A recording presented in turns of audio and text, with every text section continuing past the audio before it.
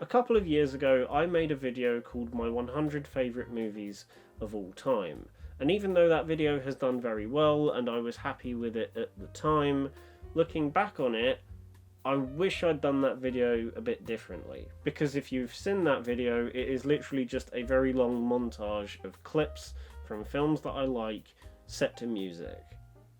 That's literally it. There is not a single point in the video where I talk about the films that I've put in the list or why they are there. Which is why I have started this new series to talk about my favourite films of all time in depth. Each episode will be dedicated to a specific film that I absolutely adore. A lot of them you will have seen already on that 100 favourite films list, but there will be some new ones here and there because obviously I have seen more films since making that video, so new favourites will have squeaked in every now and then. And I thought to myself, there is no better place to start this series than what might actually be my favourite film of all time, Alien, released in 1979, directed by Ridley Scott. Now I know me calling it my favourite film of all time is a bit self-explanatory because that's what the point of this series is about. However, whenever someone asks me, what is your favourite movie of all time, 9 out of 10 times I reply with Alien.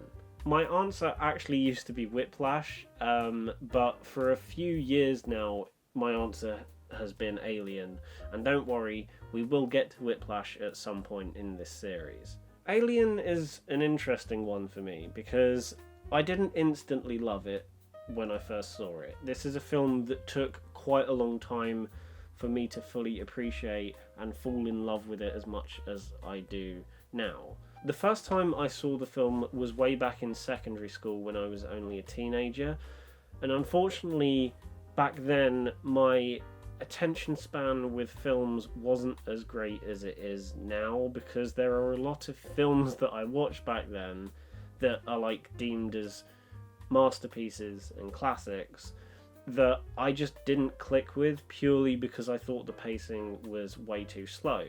Alien was one of them. A couple of other examples include There Will Be Blood and The Social Network.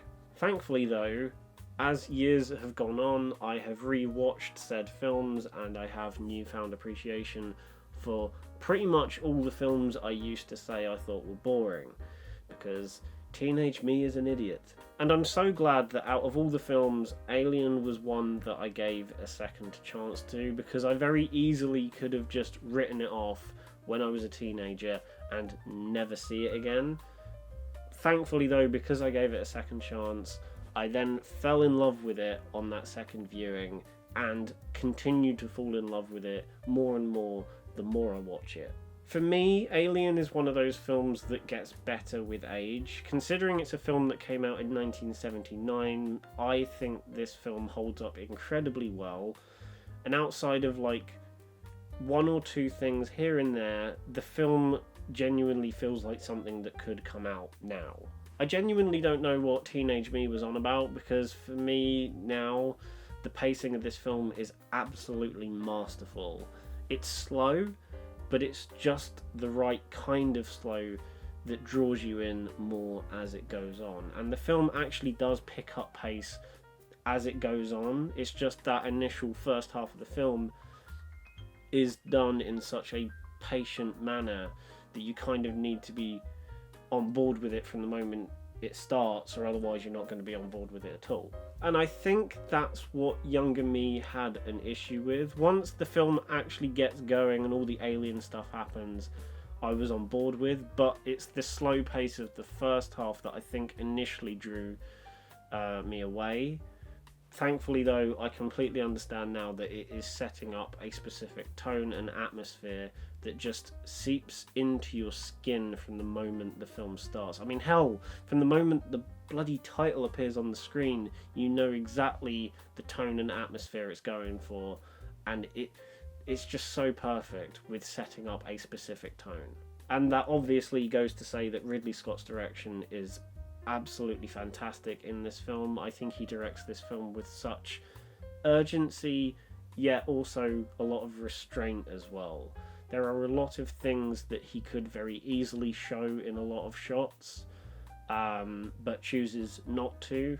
And I think that really works for setting up the tension and suspense that just increases as the film goes on.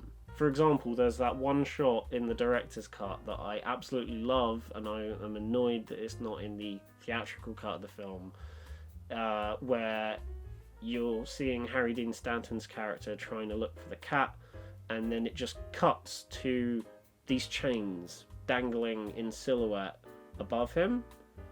But there's like something among the chains and you're not quite sure what it is. It's only when you keep staring at it and see the finer details that you're like, oh shit, that's the alien. I just love simple little details like that, and I wish more directors nowadays would do stuff like that in horror films, showing the monster or creature in plain sight, but it takes you a while to realise that they're actually there. I also love how the main character of the film is not evident from the word go.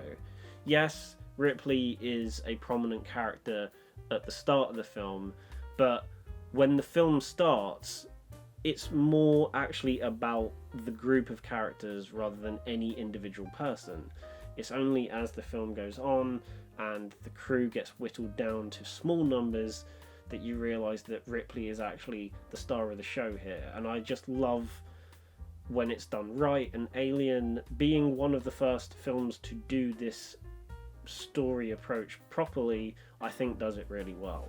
Also, the use of horror and gore is very sparing throughout this film, but when it is utilised, it is very memorable and it sticks in your head for a long time. The main one being the chestburster scene, which is just so iconic.